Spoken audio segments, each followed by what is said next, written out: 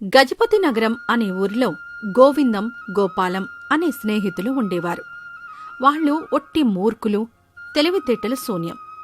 వీళ్ల తాతలు రాజుల హయాంలో కోటలో పనిచేసేవారు. దానివల్ల వీళ్ల తాతల వద్ద గుప్తధనం ఎక్కువగా ఉండేది. వారు తర్వాత తరాలకు వాటినిచ్చారని ఊర్లో వారందరూ అనుకునేవారు. వారసత్వంగా వీరిద్దరి వద్ద కూడా గుప్తధనాలున్నాయి. అందువలన వీరు తమకన్నా గొప్పవారు లేరని బడాయిలు పోయేవారు. ఒకరోజు గోవిందం తీరుబడిగా ఇంట్లో విశ్రాంతి తీసుకుంటూ ఉండగా గోపాలం గోవిందం దగ్గరికొస్తాడు. నువ్వట్రా గోపాలం, ఏమిటి ఈ సమయంలో ఇంట్లో చక్కగా విశ్రాంతి తీసుకోకుండా ఇటుగా వచ్చావేమిట్రా? ఇంట్లో ఉంటే ఎక్కడ ప్రశాంతంగా ఉంది, మా ఆవిడ ఒక్కటే నాస, అందుకే ప్రశాంతత కోసం ఇటుగా వచ్చాను. ఏమిట్రా, నీకింతలా మనశ్శాంతి కరువవడానికి అంతలా ఏమంటుంది మా చెల్లెమ్మ? ఈ మధ్య నేను కొత్తగా ఒక వ్యాపారాన్ని ప్రారంభించాలి అని అనుకుంటున్నాను. ఆ కొత్త వ్యాపారాన్ని వద్దని ఒకటే గోల. ఇప్పటికే చాలా వ్యాపారాలు పెట్టి తగలేస్తుంది చాలు, ఇంకా కొత్త వ్యాపారాలు ఏమీ పెట్టొద్దు అని గోల పెడుతుందిరా. ఆడవాళ్ళందరూ అంతేరా, భర్త తెలివితేటలను అస్సలు నమ్మరు. 2-3 వ్యాపారాల్లో నష్టం వస్తే ఏంటి, లాభం వచ్చేంతవరకు కొత్త కొత్త వ్యాపారాలని పెట్టాలి కదా. నేను అలాగే ఈ మధ్య కొత్త వ్యాపారాన్ని ప్రారంభిద్దాం అనుకున్నాను. కానీ మా ఆవిడ కూడా వద్దంటే వద్దని, కొత్త వ్యాపారం ప్రారంభిస్తే పుట్టింటికి వెళ్ళిపోతానని బెదిరిస్తోందిరా. అసలు వీళ్ళకి మన తెలివితేటల గురించి ఏం తెలుసని? మన తెలివితేటలతో ఇద్దరం కలిసి ఏదైనా ఒక మంచి వ్యాపారాన్ని పెడదాం. అందులో లాభాలు గడించి మన భార్యల నోరు మూసుకునేలా చేద్దాం అని అంటాడు. అంతలో అక్కడికి గోవిందయ్య పనివాడొస్తాడు. అయ్యా. ఏంటి రంగయ్యా? ఏమీ లేదయ్యా, నిన్నటి వరకు పొలం పనులన్నీ నేనే చూసుకునేవాణ్ణి. కానీ మీరు పొలంకి సంబంధించిన ఏ విషయమైనా నా సలహాలు తీసుకుని చెయ్యని ఆజ్ఞ వేశారు కదయ్యా. మన పొలంలోని పంటలకు బాగా చీడలు, పురుగులు పడుతున్నాయి. మీరు అనుమతిస్తే పట్టణం వెళ్ళి మంచి మందులు తెచ్చి పొలంలో జల్లుతాను. అలాగే నేల సారవంతం అవడానికి కూడా మంచి ఎరువులను తెస్తాను. ఇప్పుడు పట్టణం వెళ్లడం ఎందుకు దండగా? పంటలకు చీడలు, పురుగులు పడితే పట్నం వరకు వెళ్లకుండా బావిలోని నీళ్లన్నీ మన పనివాళ్ల చేత తోడించి పొలం వద్దకు తీసుకెళ్లి మొక్కలను వేళ్లతో సహా పెకిలించి ఆ నీటితో శుభ్రంగా కడిగి మరలా నాటేయండి. అలా నీటిలో శుభ్రంగా కడగడం వల్ల ఆ పురుగులు, మొక్కలకు పట్టిన చీడలు తొలగిపోతాయి అని అంటాడు. దాంతో పనివాడు ఏం చెయ్యాలో తెలియక గోవిందయ్య తెలివి తక్కువతనానికి తలగోక్కుంటూ ఉంటాడు. చూసావా గోపాలం, ఎప్పుడూ ఎవరూ ఇవ్వలేని ఎంత మంచి సలహా ఇచ్చానో. ఇక నుంచి మన ఊర్లో వారందరూ నా సలహాని పాటిస్తే పంటలకు చీడలు, పురుగులు పట్టవు. లేదు గోవిందం, నువ్వు ఆలోచించేది తప్పు అని అంటాడు గోపాలం. రంగయ్య, అమ్మయ్య, ఈ గోపాలానికైనా కొంచెం తెలివుందని అతని స్నేహితునికి అర్థమయ్యేలా చెప్తాడని అనుకుంటాడు. గోపాలం ఏం చెప్తాడా అని ఎదురుచూస్తూ ఉంటాడు. నువ్వు పంటకు పట్టిన చీడలు, పురుగులు పోవడానికి మొక్కల వేర్లతో సహా పీకి శుభ్రంగా కడగమన్నావు. అది బాగానే ఉంది. కాని అందుకు బావిలోని నీరుని పొలం వరకు తెమ్మన్నావే, అదే బాగోలేదు. అదంతా శ్రమతో కూడిన పని కదా. అలా కాకుండా మొక్కలన్నింటినీ వేళ్లతో సహా పీకి స్వయంగా మొక్కలను బావి దగ్గరికి తీసుకువెళ్ళి అక్కడే కడిగి తిరిగి పొలం దగ్గరికి తీసుకొచ్చి నాటేస్తే సులభంగా ఉంటుంది. ఏమంటావ్?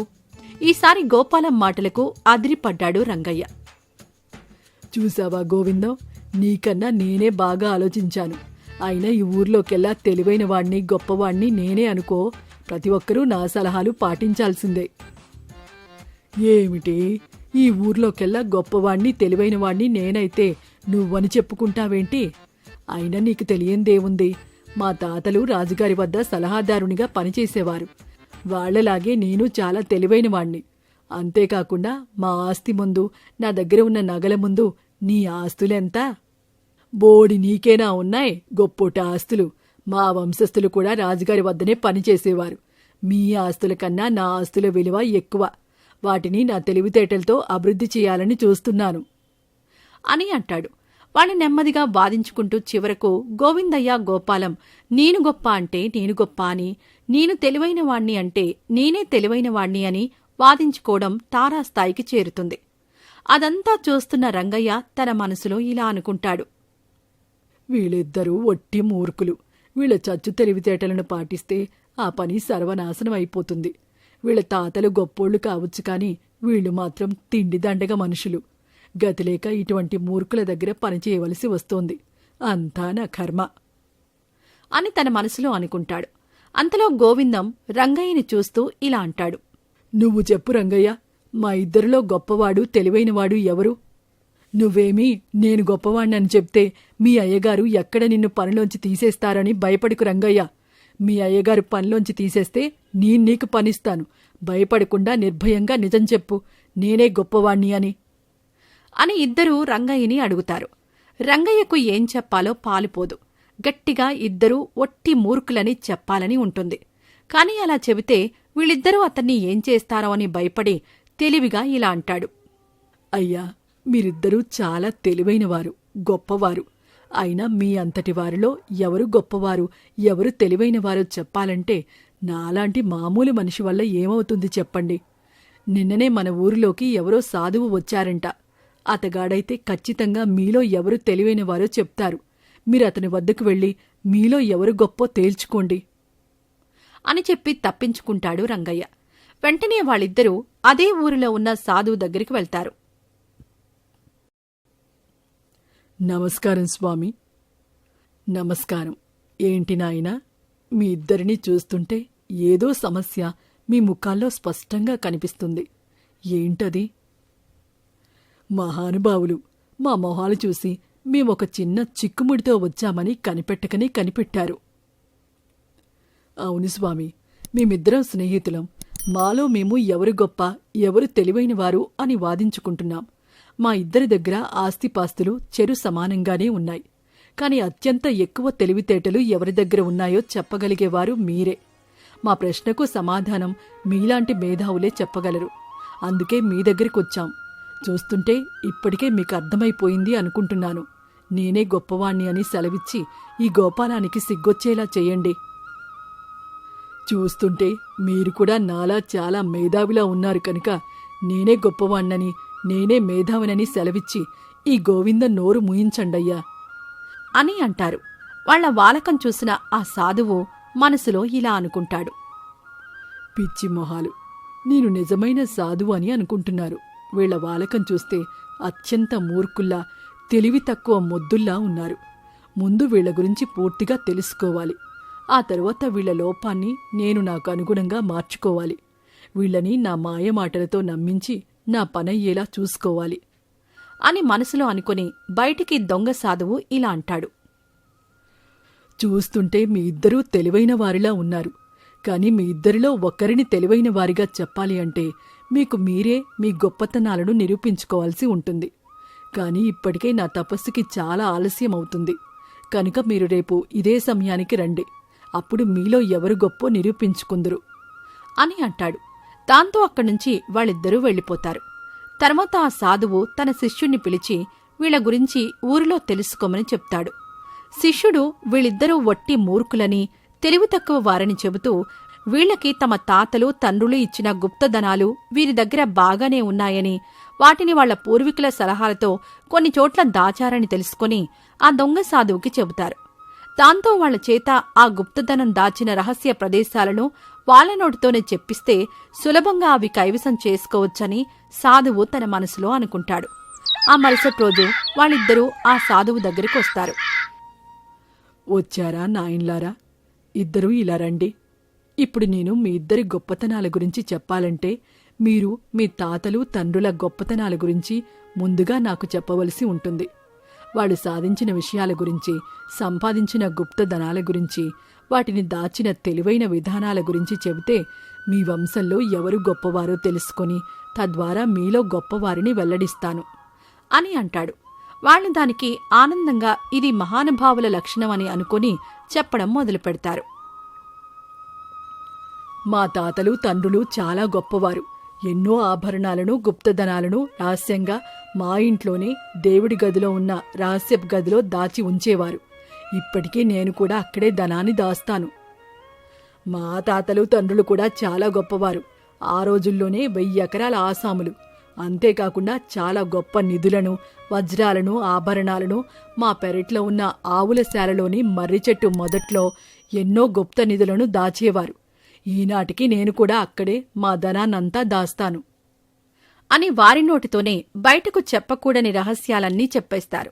అలా రహస్యాలన్నీ బయటకు చెప్పేసి మరలా వాదనకు దిగుతారు. శాంతించండి నాయన్లారా, ఇప్పటికే చాలా ఆలస్యమైంది. మీ వాదులాట ఇంకా ఆపండి.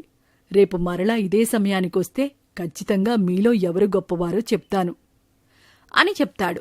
దాంతో వాళ్ళిద్దరూ అక్కడ్నుంచి వెళ్ళిపోతారు. ఆ రోజు రాత్రి ఆ దొంగ సాధువు వాళ్ల రహస్య ప్రదేశాలకు వెళ్లి ఆ నిధులను, ధనాన్ని దొంగతనం చేసి పారిపోతాడు. పొద్దున్నే ఉత్సాహంగా సాధువు తమనే గొప్పవాడిగా ప్రకటిస్తారు అనేసి వారిరువురూ నిద్ర మేల్కొనేసరికి తమ ధనం పోయిందని, ఇదంతా ఆ దొంగ సాధువు చేశాడని ఇద్దరూ తెలుసుకుని తమ మూర్ఖత్వానికి తలపట్టుకుని ఏడుస్తూ కూర్చుంటారు.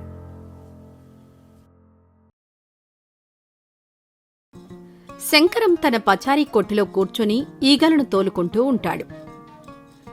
ఏంటి ఈ వ్యాపారం ఇలా మందకొడిగా సాగుతోంది? నెలలో మొదటి 2-3 రోజులు బాగానే సాగుతున్నా మిగతా నెలంతా ఈగలు కొట్టుకోవడంతోనే సరిపోతుంది. ఇంతలో రామయ్య అనే వ్యక్తి అక్కడికొస్తాడు. ఇదిగో శంకరం, నీతో కాస్త పనిపడి వచ్చానయ్యా. నాతో పనా ఏంటి? ఇంట్లో ఏదైనా శుభకార్యమా? వంటా వార్పులకి కావలసిన సామాన్లు నా దగ్గర దొరుకుతాయి. మీకెప్పుడు కావాలో చెప్పండి. అప్పటికి నేనే వచ్చి మీకు కావలసిన వస్తువులన్నీ మీ ఇంట్లో వేస్తాను. అది కాదు శంకరం, నీకు తెలియదా? నిన్న రాత్రి మన ఊరిలో ఒక గజదొంగ దూరాడు. మన ఊరిలో ధనవంతులైన వాళ్ళందరి ఇళ్లలో దొంగతనం చేసి బంగారం డబ్బు ఎత్తుకుపోయాడంట. నా ఇంట్లో కూడా ఎక్కువ బంగారం ఉంటుంది కదా, అదే నా భయం. అందుకే నీ సాయం కోరి వచ్చాను. దానికి నేనే సహాయం చేయగలనని నా దగ్గరకొచ్చారు. రాజుగారి దగ్గరికి వెళ్ళుంటే కనీసం భటులని కాపలాగా అయినా పెట్టేవాడు కదా. భటులు దొంగని పట్టుకునే పనిలోనే ఉన్నారు. ఇదిగో ఈ బంగారం నీ దగ్గరుంచు. నీ పచారీ కొట్టు ఎలాగో సరిగా నడవదు కదా. ఎవరికీ నీ దగ్గర ఇంత బంగారం ఉంటుందని అనుమానం రాదు. అందుకే నీ దగ్గరికి వచ్చాను. కాదనుకు శంకరం. సరే, నా మీద మీరు పెట్టుకున్న నమ్మకం సంతోషాన్ని కలిగిస్తుంది. సరిగా నడవని నా పచారీ కొట్టు కూడా ఇలా ఒకరికి సాయపడుతుంది అంటే అంతకన్నానా? సరే, అలాగే కానివ్వండి అని అనగానే రామయ్య తనతో పాటు తీసుకుని వచ్చిన బంగారంతో పాటు డబ్బు మూటలని శంకరానికిచ్చి జాగ్రత్త చెప్పి వెళ్లిపోతాడు. శంకరం ఆ మూటలను తీసుకుని లోపలికి వెళ్తుండగా పరిగెత్తిస్తున్న భటుల నుంచి తప్పించుకుని వచ్చిన ఒక దొంగ నేరుగా శంకరం పచారీ కొట్టులో దూరుతాడు. ఏయ్, ఎవరు నువ్వు? నా దుకాణంలోకి ఎందుకిలా వస్తున్నావు? నేను ఒక దొంగని. భటులు నన్ను పట్టుకోవడానికి చూస్తున్నారు. నువ్వు నన్ను దాచిపెడితే నేను దొంగతనం చేసిన దాంట్లో నీకు సగమిస్తాను అంటూ కొంత డబ్బు శంకరం వైపుకు విసిరేసి వెళ్లి ఒక మూలన దాక్కుంటాడు దొంగ. కాసేపటికే అక్కడికి భటులు వస్తారు. శంకరం, నువ్విక్కడికి ఒక దొంగ పరిగెత్తుకుంటూ రావడం చూశావా? అవునా? నేనే దొంగని పరిగెత్తుకుంటూ రావడం చూడలేదయ్యా. ఏం జరిగింది? ఒక దొంగ నిన్న రాత్రి దొంగతనం చేసి మా కళ్ళు గప్పి పారిపోతున్నాడు. వాణ్ణి పట్టుకోవడానికి మేం తిరుగుతున్నాం. నీకేమైనా కనిపిస్తే కాస్త చెప్పు. అలాగే చెప్తాను అని చెప్పగానే భటులు అక్కడ్నుంచి వెళ్లిపోతారు. శంకరం లోపల దాక్కుని ఉన్న దొంగ దగ్గరికి వెళ్లి, ఇదిగో భటులు నీకోసం ఊరంతా గాలిస్తున్నారు. నువ్వెక్కడున్నా వాళ్లకు దొరకడం ఖాయం. కాబట్టి ఒక పని చేస్తాను. నువ్వు నా దగ్గరే కొద్ది రోజులుండు. తర్వాత ఎక్కడికైనా పారిపో. అప్పుడు నువ్వు సురక్షితంగా ఉండొచ్చు. ఈ ఆలోచన కూడా బాగానే ఉంది. సరే, అలాగే చేద్దాం అని దొంగ అంటూ ఉండగానే శంకరం నెమ్మదిగా ఒక తాడు తీసుకునొచ్చి దొంగను కట్టేసి దూరంగా వెళ్తున్న భటులను గట్టిగా కేకలు వేసి పిలుస్తాడు. వెంటనే భటులు అక్కడికి రావడంతో, దొంగ ఇప్పుడే పరిగెత్తుకుంటూ నా కొట్టులోకొచ్చాడు. అందుకే కేకలు వేసి పిలిచాను. ఇదిగో ఈ దొంగని తీసుకెళ్ళండి అని దొంగని వాళ్లకప్పగిస్తాడు శంకరం. మరి ఈ దొంగ తీసుకొచ్చిన బంగారం సంగతేంటి? ఏమో, అది మాత్రం నాకు తెలియదు అని చెప్పి వాళ్ళని అక్కడ్నుంచి పంపించేస్తాడు. వాళ్ళందరూ వెళ్లిపోయిన తర్వాత దొంగ దగ్గర లాక్కున్న డబ్బు, బంగారం, దాంతోపాటు రామయ్య ఇచ్చిన బంగారు డబ్బు మూటలని తీసుకుని వెళ్లి ఒక దగ్గర భద్రంగా దాచిపెడతాడు. దొంగ దొరికిపోయాడు అన్న విషయం ఊరంతా తెలిసిపోతుంది. దాంతో రామయ్య తన డబ్బు బంగారం తీసుకుందామని శంకరం దగ్గరికి వస్తాడు. రామయ్య, నేనే నీ దగ్గరికి వద్దామని అనుకుంటున్నాను. ఇందాక దొంగ నా కొట్టులోకి తాగడానికొచ్చినప్పుడు నీ బంగారు మూట కనిపించేసరికి వాడిది అనుకొని తీసుకెళ్తుంటే రాజభటులు దగ్గర ఉన్న సంచులతో పాటు నీ సంచిని కూడా తీసుకుని వెళ్లారు. ఇది ఎంత చెప్తున్నా కూడా వినలేదు. దీంట్లో నా తప్పేమీ లేదు. రాజభటుల ముందు ఏమీ మాట్లాడలేకపోయాను. నన్ను క్షమించు రామయ్య. నువ్వు మాత్రం ఏం చేస్తావులే శంకరం. నేను రాజుగారికి ఈ విషయం తెలిసేలా చేస్తాను. సరే, వస్తాను అని బాధపడుతూ వెళ్లిపోతాడు రామయ్య. తర్వాత శంకరం ఆ డబ్బు బంగారంతో చాలా విలాసవంతంగా బతకడం మొదలు పెడతాడు. కొత్తగా ఇల్లు కట్టుకుంటాడు. భార్యా పిల్లలకు బంగారు గొలుసులు, బంగారు ఆభరణాలన్నీ చేయిస్తాడు. శంకరానికి అంత డబ్బు ఎక్కడిది అని ఊరి వాళ్లందరూ ఆశ్చర్యపోతుంటారు. అవేవీ పట్టించుకోకుండా విలాస జీవితానికి అలవాటు పడిపోతూ ఉంటాడు. ఇదిలా ఉండగా శంకరం కొట్టు పక్కనే ఇంకొన్ని పచారీ కొట్లు ప్రత్యక్షమవుతాయి. అలా రోజులు గడిచిపోతూ ఉంటాయి. శంకరం పట్టించుకోకుండా విచ్చలవిడిగా ఖర్చులు పెట్టడంతో తన దగ్గరున్న డబ్బంతా అయిపోతుంది. దాంతో మళ్లీ పచారీ కొట్టు వ్యాపారం నడిపించాలని అక్కడికి వస్తాడు. కాని ఇన్ని రోజులు వేరే పచారీ కొట్లకు అలవాటు పడిన జనాలు వేరే కొట్లకే వెళ్తూ ఉంటారు. ఎంత ప్రయత్నించినా ఎవరూ కూడా తన వద్దకు వచ్చేవారు కాదు. శంకరం తన పాత జీవితం గడపలేక, విలాసవంతంగా ఉండడానికి డబ్బులూ లేక పిచ్చెక్కినట్టు ప్రవర్తిస్తూ ఉంటాడు. ఇదిలా ఉండగా రాజాజ్ఞ మేరకు శిక్ష పడిన దొంగ సత్ప్రవర్తన కింద ఊర్లోకొస్తాడు. శంకరం పచారీ కొట్టు ఎదురుగానే ఒక పండ్ల కొట్టు పెట్టి వ్యాపారం నడిపిస్తూ ఉంటాడు. ఆ దొంగ వ్యాపారం కూడా బాగానే సాగుతూ ఉంటుంది. ఇదేంటి, నిన్నదాకా దొంగతనాలు చేసి శిక్ష అనుభవించిన ఒక దొంగ పెట్టిన వ్యాపారం కూడా బాగానే సాగుతుంది. కాని ఎప్పటినుంచో ఈ పచారీ కొట్టు వ్యాపారం చేస్తున్న నా వ్యాపారం మాత్రం ఎందుకు సాగడం లేదు? దీంట్లో మర్మమేంటో నేనిప్పుడే తెలుసుకుంటాను అని పండ్ల వ్యాపారం చేస్తున్న దొంగ దగ్గరికి వెళ్తాడు. ఏంటి శంకరం, కొట్లో లేకుండా ఇలా వచ్చావు? పండ్లేమైనా కావాలా? వ్యాపారం ఎలా సాగుతోంది? నా వ్యాపారానికే బాగానే సాగుతోంది. అవును, నీకు శిక్ష 14 సంవత్సరాలని విన్నాను. రాజుగారు నిన్ను 6 నెలలకే వదిలేశారేంటి? నేను నా కడుపు కోసమో లేదా నా స్వార్థం కోసమో దొంగతనాలు చేయలేదు. ప్రజలను దోచుకుంటున్న కొంతమంది ధనవంతుల దగ్గర దొంగతనం చేసి ఆ డబ్బులు ప్రజలకు పంచాలని అనుకున్నాను. ఇదే విషయం నిజాయితీగా రాజుగారి ముందు ఒప్పుకున్నాను. ఆయన కొద్ది రోజులు నా ప్రవర్తన చూసి నేను చెప్పింది నిజమే అని నమ్మి నన్ను శిక్ష నుంచి విముక్తుణ్ణి చేశాడు. నేనిలా దొంగతనాలు కాకుండా నేను సంపాదించిన పైసల నుంచి ప్రజలకు సహాయం చేయాలని ఈ పని చేస్తున్నాను. అవును, నీ వ్యాపారం ఎలా సాగుతోంది? ఏంటో ఏమో, ఆ వ్యాపారం నామమాత్రంగా కూడా సాగట్లేదు. కొద్ది రోజుల క్రితం వరకు ఎంతో విలాసంగా బ్రతికిన నేను ఈ రోజు తినడానికి తిండి గురించి కూడా ఆలోచించవలసి వస్తోంది. ఇలా ఎందుకు అని నాకు అర్థం కావడం లేదు. నేను చెప్తాను శంకరం, నేను దొంగతనం చేసినందుకు శిక్ష అనుభవించాను. కానీ నువ్వు నమ్మిన వాళ్ళనే మోసం చేస్తూ వచ్చావు. రాజులెప్పుడూ మనం చేసిన తప్పులకు శిక్షలు వేస్తారు. కాని దేవుడు మనం చేసిన మోసానికి మన కర్మ ఫలితాన్ని బట్టి శిక్షలు వేస్తాడు. నేను చేసిన తప్పుకి రాజు దగ్గర శిక్ష అనుభవించాను. కాని నువ్వు చేసిన నమ్మక ద్రోహానికి దేవుడు నీకు శిక్ష విధించాడు. అందుకే నీకీ దుస్థితి. ఇకనైనా ఎవరినీ మోసం చేయకుండా నిజాయితీగా బ్రతుకుతావని నమ్ముతున్నాను. ఇంక నీ ఇష్టం అని అనగానే ఆ దొంగ చెప్పిన మాటల్లో తాత్పర్యం శంకరానికి అర్థమైంది.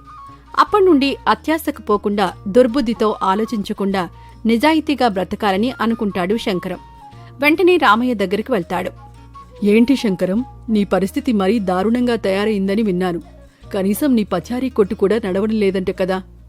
అవును రామయ్య, ఇంతకుముందు ప్రతి నెల మొదటి 2-3 రోజులు వ్యాపారం జరిగేది. కానీ నేను ప్రతిరోజులాగే వ్యాపారం జరగాలని అనుకున్నాను. దాంతో ఎప్పుడూ నిరాశగానే ఉండేది. నా వ్యాపారం చూసి ఎవరూ కూడా నాకు పోటీ పెట్టడం ఎందుకు అని అనుకున్నారు కాబోలు. ఎప్పుడైతే నేను విలాసాలకు అలవాటు పడిపోయి వ్యాపారాన్ని పక్కన పెట్టానో అప్పుడు మిగతా వాళ్లు పచారీ కొట్లు పెట్టారు. నా వ్యాపారం ఇప్పుడు సరిగా సాగడం లేదు. ఇది మాత్రమే కాకుండా నీకొక విషయం చెప్పాలి రామయ్య. చెప్పు శంకరం, దేని గురించి? ఆ రోజు నువ్వు నా దగ్గర డబ్బు బంగారం దాచిపెట్టావు కదా, అది దొంగ ఎత్తుకుపోయాడని చెప్పాను. కాని అది నిజం కాదు. ఆ రోజు నేను నిన్ను మోసం చేశాను. ఆ డబ్బంతా నేనే వాడుకున్నాను. నన్ను క్షమించు రామయ్య. ఎలాగైనా ఏదో ఒక పని చేసి నీ డబ్బు నీకు తిరిగిస్తాను. కాని కాస్త సమయం కావాలి అని అడగడానికొచ్చాను. నువ్వు చేసింది తప్పే అయినా నీ నిజాయితీకి నేను మెచ్చానయ్యా. నేను నీకు ఇచ్చిన డబ్బు నేను మళ్లీ సంపాదించగలిగాను. నువ్వు ఈ మాట చెప్పకపోయినా నీకే నష్టం లేదు, కాని నీ నిజాయితీ నిన్ను మాట్లాడేలా చేసింది.